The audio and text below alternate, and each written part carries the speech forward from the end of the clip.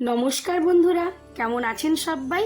রুনুদির passion চ্যানেলে আপনাদের সবাইকে স্বাগত জানাই।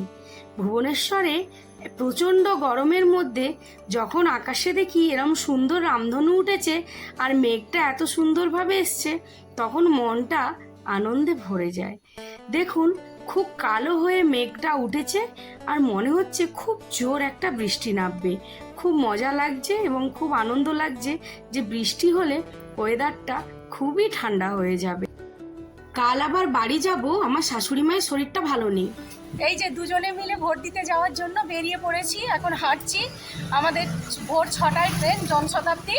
এখন 5:30 বাজে। আমরা রাস্তায় বেরিয়ে পড়েছি, গিয়ে ট্রেনটা ধরবো আর বাড়ি চলে যাব।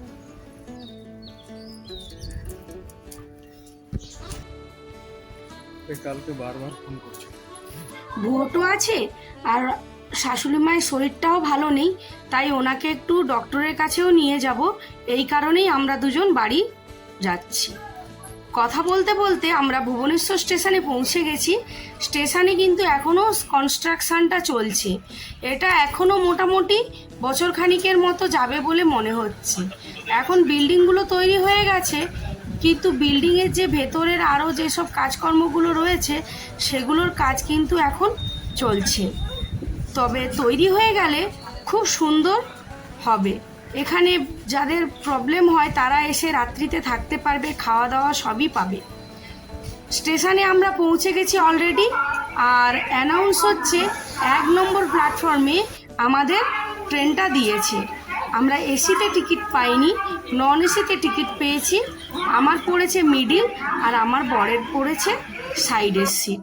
খুবই কষ্ট হবে, বুঝতেই পারছি গরমের মধ্যে, কি আর করা যাবে, কষ্ট করেই বাড়ি যেতে হবে।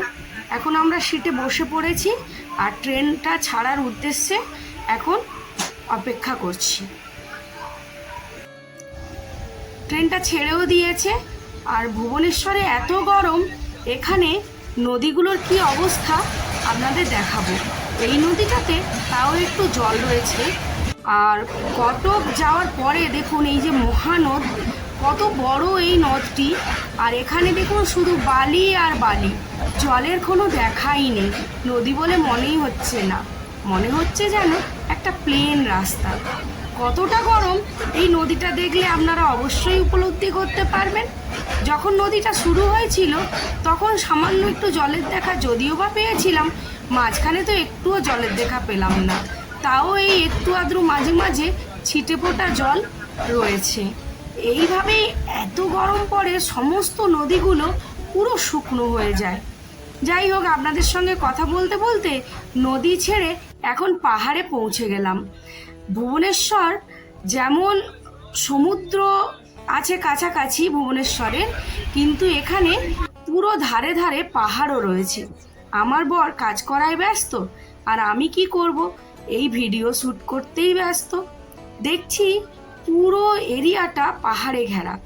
আমার কিন্তু সমুদ্র ভালো লাগে যদিও, কিন্তু পাহাড়টা আমার সব থেকে বেশি ভালো লাগে। আপনাদের কি ভালো লাগে, পাহাড় না সমুদ্র? কমেন্টে কিন্তু অবশ্যই জানাবেন। দেখছেন পুরো এরিয়াটা পাহাড়ে ঘেরা।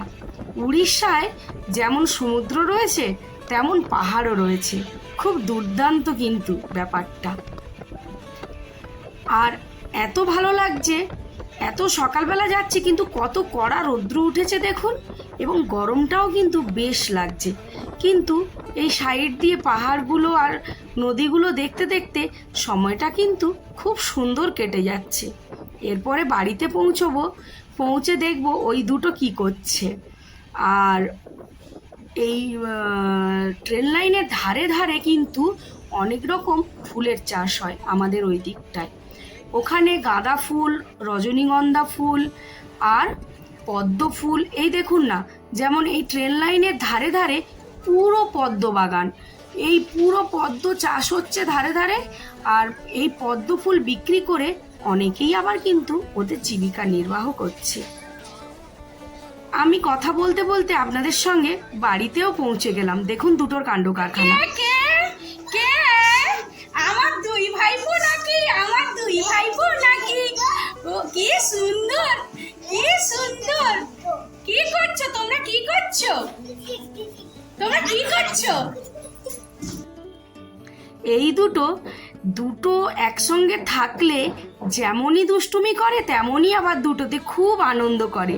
আর আমাদেরকে দেখে একজন তো নখ খেতেই থাকছে, আরেকজন বুঝতে পারছে না যে কি বলবে। ওরা খুবই খুশি। সুহান, সুহান, একটু কিছু বলো, কিছু বলো। কিছু বলবে না? এই জিতু, জিতু কতগুলো কথা বললে একবার বলো পিছনে।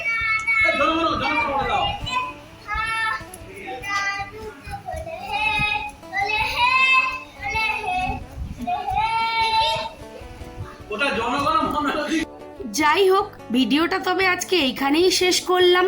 ভিডিওটা যদি ভালো লাগে একটা লাইক দেবেন, আর যদি আমার চ্যানেলে নতুন বন্ধু হয়ে থাকেন তাহলে প্লিজ প্লিজ প্লিজ আমার চ্যানেলটা সাবস্ক্রাইব করবেন।